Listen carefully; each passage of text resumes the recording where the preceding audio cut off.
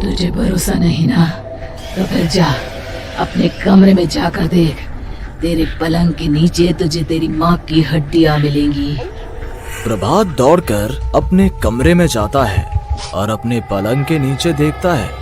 वहां पर सचमुच एक कंकाल पड़ा हुआ था और उसके शरीर पर जो कपड़े थे वो प्रभात की माँ के थे। क्या बात है, आज तो आप सुबह से ही बहुत बिजी हैं। ऐसा क्या लिख रहे हैं? बस एक फैमिली की कहानी लिख रहा था। जैसे हमारी फैमिली है ना, तुम, माँ और मैं, लेकिन थोड़े अलग तरीके से, क्योंकि ये कहानी हॉरर है और इसमें जो आदमी है ना, मैंने उसकी बीवी को मार दिया है। मतलब कहानी में ऐसा लिखा है। और जानती हो, उसके बाद जो बीवी है ना, वो एक बुरी आत्मा बन जाती है। क्या बेटा, इस तरह की डरावनी कहानियां क्यों लिखता है तू? जानता है ना, हम जो सोचते हैं, जो लिखते हैं, हमारा दिमाग पूरा दिन वैसा ही होता रहता है। माँ, परेशान होने वाली क्या बात है? राइटर हूँ मैं, मेरा तो काम है कहानियां लिखना। और वैसे भी ये सिर्फ एक कहानी है माँ, कोई सच नहीं है। उसके बाद कुछ दिन बीत जाते हैं। एक रात प्रभात को अपने ऑफिस से लौटने में देरी हो जाती है। रात के लगभग 12 बजे हुए थे। प्रभात जैसे ही अपने घर पहुंचता है, उसने देखा कि उसकी पत्नी दुर्गा डाइनिंग टेबल पर उसका इंतजार कर रही है। आ गए आप? कब से आपका इंतजार कर रही थी। देखिए ना, खाना भी ठंडा हो गया है। अरे दुर्गा, आज तुमने अपने इतने लंबे लंबे बालों को खोलकर क्यों रखा है? तुम तो हमेशा अपने बाल बांध कर रखती हो। वो क्या है ना प्रभात, जब इंसान अपनी जिंदगी से मुक्त हो जाता है ना, तो उसे दूसरे सारे बंधन खोल देने चाहिए। इसलिए मैंने अपने बालों के बंधन भी खोल दिए। ये तुम किस तरह की बातें कर रही हो? तुम ठीक तो हो? मैं बिल्कुल ठीक हूँ प्रभात। अच्छा चलो खाना खाओ। वो क्या है ना दुर्गा, मुझे भूख नहीं है। ऑफिस में कुछ खा लिया था। कोई बात नहीं, मैं तुम्हारे लिए एप्पल काट देती हूँ, एप्पल खा लो। नहीं दुर्गा, मुझे नहीं खाना है, मेरा मन नहीं है यार। तभी अचानक से दुर्गा अपने हाथ में एक बड़ा सा चाकू लेकर प्रभात पर हमला कर देती है। प्रभात अपने आप को बचाने की कोशिश करता है। आज मैं तुझे नहीं छोड़ूंगी, तुझे अपने साथ लेकर जाऊंगी अपनी दुनिया में। ये क्या बोल रही हो तुम? तुम्हारा दिमाग खराब हो गया है। आखिर तुम हो कौन? दुर्गा अपनी गर्दन टेढ़ी करते हुए बोलती है। मैं दुर्गा हूँ, तुम्हारी पत्नी।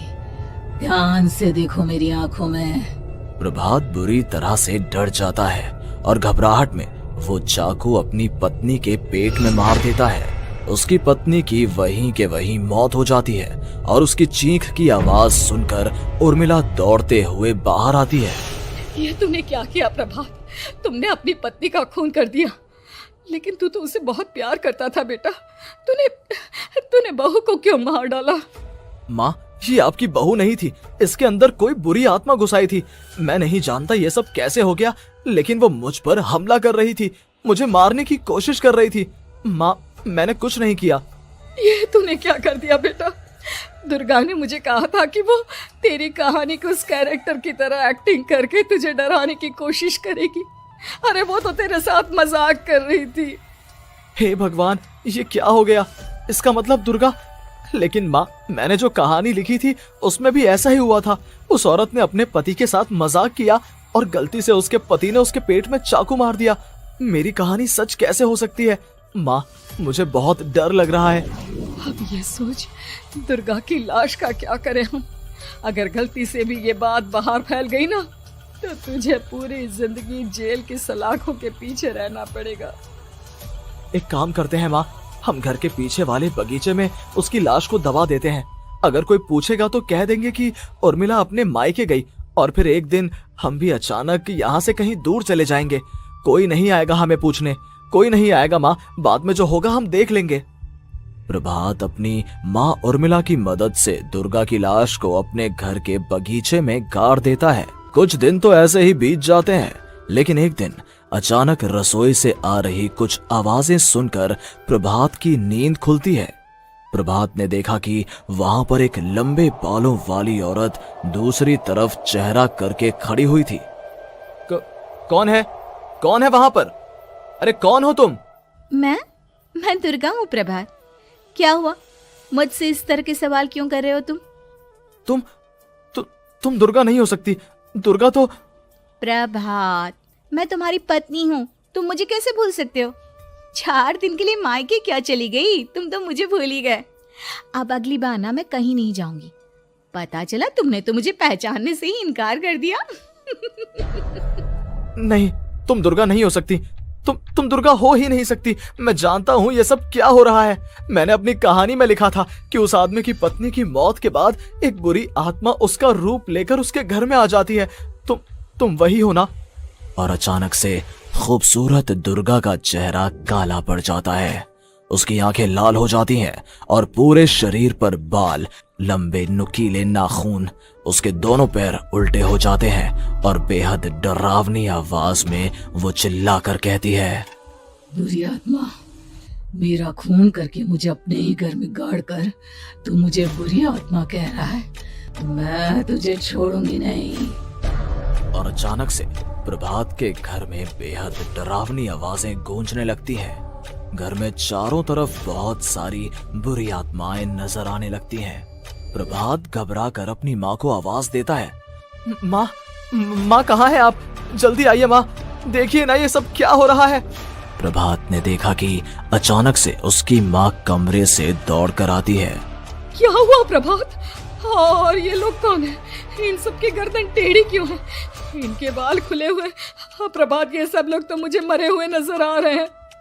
हाँ माँ, ये सब लोग मरे हुए ही हैं और ये ठीक वैसा ही हो रहा है जैसा मेरी कहानी में हुआ था। लेकिन मेरी कहानी के हिसाब से तो आप भी।